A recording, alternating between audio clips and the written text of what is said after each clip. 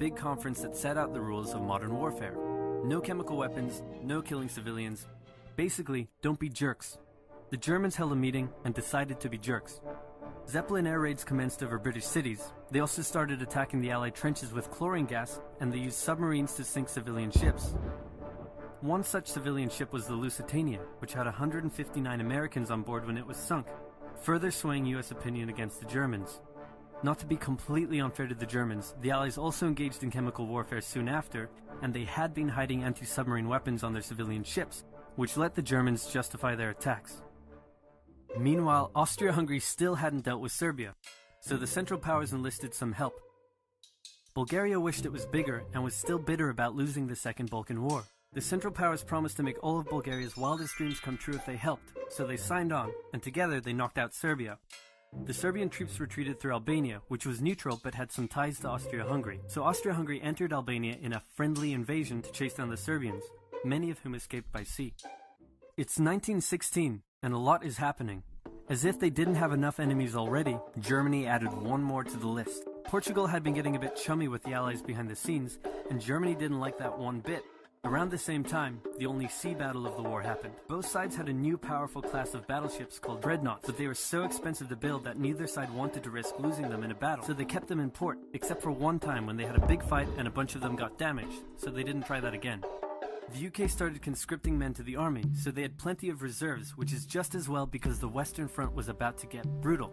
The longest and one of the bloodiest battles of the war started when the Germans launched an attack around the French city of Verdun. The French defended it desperately, leading to hundreds of thousands of casualties. Under pressure, the French called on its allies to do something to draw the Germans' attention away, so the British started their own long and brutal fight, the Battle of the Somme, with 60,000 British casualties on just the first day. It was also here that the British first used one crazy brand new piece of sci-fi technology.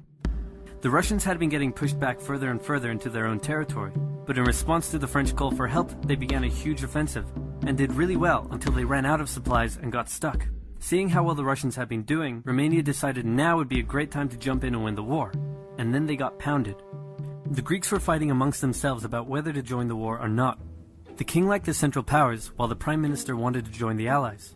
After a brief national schism, during which the country split into two, the king finally abdicated and the country reunited. With Allied help, they began a new offensive. In the Middle East, Russia was pushing into Ottoman territory from the north.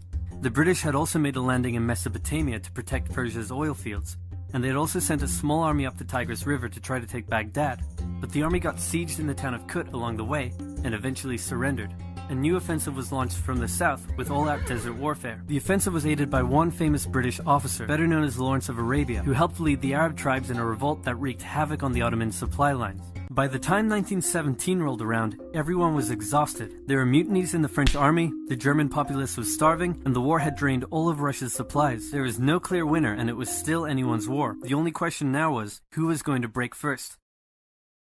And the answer was Russia. Tired of not eating, and mad that a crazy magic homeless guy was calling some of the shots, there was an uprising in Petrograd complete with riots and strikes. The riots turned into a full-scale revolution, and a new government overthrew the Tsar. Then a few months later, the Bolsheviks overthrew the new government, and they pulled Russia out of the war.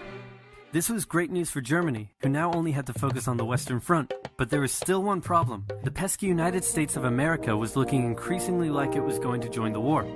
America had been selling supplies to the Allies throughout the war and was getting super rich off the back of it, meaning it was in fantastic shape and was dangerous to the Germans.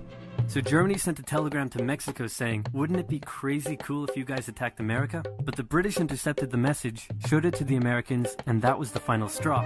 American troops began shipping out to Europe. This was